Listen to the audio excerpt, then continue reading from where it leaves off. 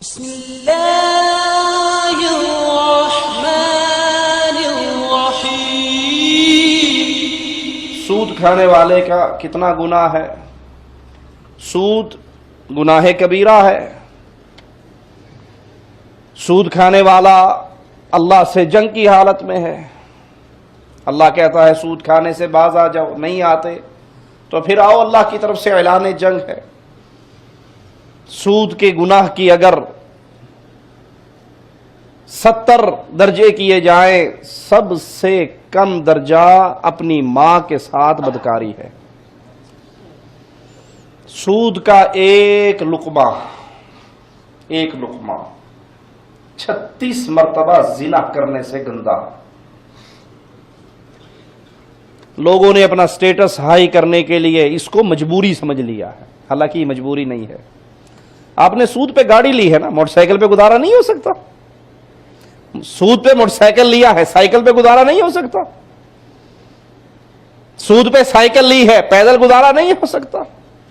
ایک لقمہ 36 مرتبہ زنا کرنے سے گندا ہے۔ معاشرے کے اندر اپنی ناک اونچی کروانے کے لیے لوگ سود کو ماں کے دودھ کی طرح پی رہے ہیں۔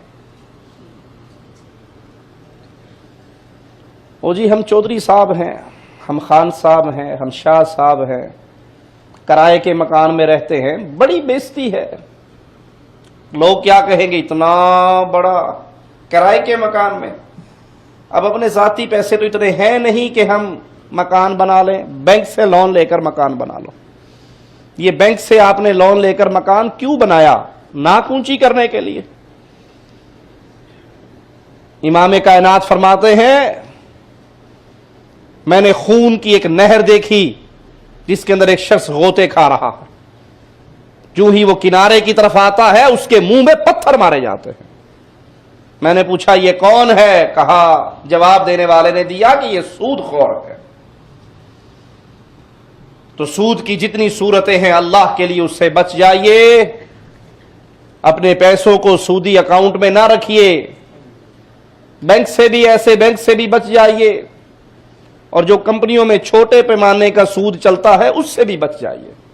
دیکھا نہیں اکثر کمپنیوں میں تنخواہیں لیٹ ہو جاتی ہیں تو جس کی جیب بھری بھی ہے وہ کہتا ہے تینوں 100 ریال چاہیے دینے، لے لا میرے کو، تنخواہ ملنے پر 120 لوں گا۔ یہ 20 کیا ہے؟ سود۔ سود کا گناہ بڑا ہی خطرناک گناہ ہے۔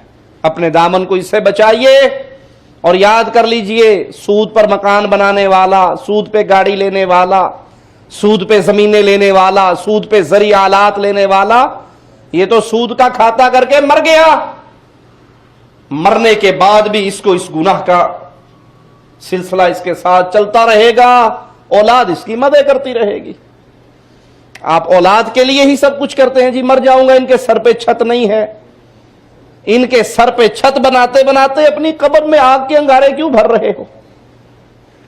ان کے والی وارث، ان کا رازق و خالق ایک اللہ ہے، وہی ان کو کھلائے گا، وہی ان کا سہارا ہے۔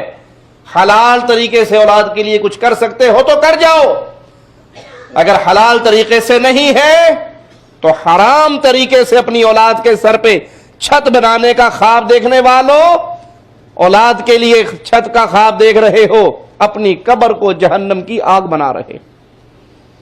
اگر وہ شخص روزہ قربانی کرتا ہو اس کا اجر و ثواب، روزہ نماز قربانی ایک الگ ہے اور یہ اس کا گناہ الگ ہے۔